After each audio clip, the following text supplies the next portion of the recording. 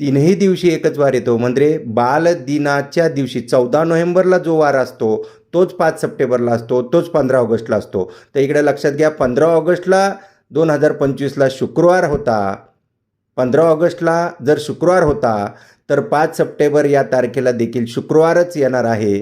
आणि त्याच्या पुढची तारीख समजा नोव्हेंबरमधली विचारली, 14 नोव्हेंबरला देखील शुक्रवारच येणार आहे. आणि याच्या मागची पुढची जरी तारीख दिली, समजा 15 ऑगस्टचा वार तुम्हाला माहिती आहे, 5 सप्टेंबरचा वार तुम्हाला माहिती आहे, 14 नोव्हेंबरचा वार एकच वार आहे, तो आहे आपला शुक्रवार. तो आहे आपला शुक्रवार, हे लक्षात ठेवा. जर हा वार तुम्हाला माहिती आहे शुक्रवार, हा तिन्ही दिवशी येणार, 14 नोव्हेंबर, 5 सप्टेंबर आणि 15 ऑगस्ट या दिवशी हाच वार येत आहे.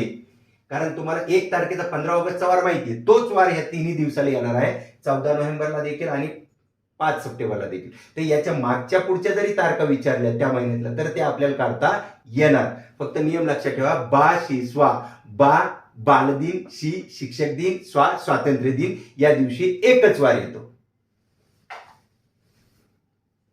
आजच्यासाठी एवढंच.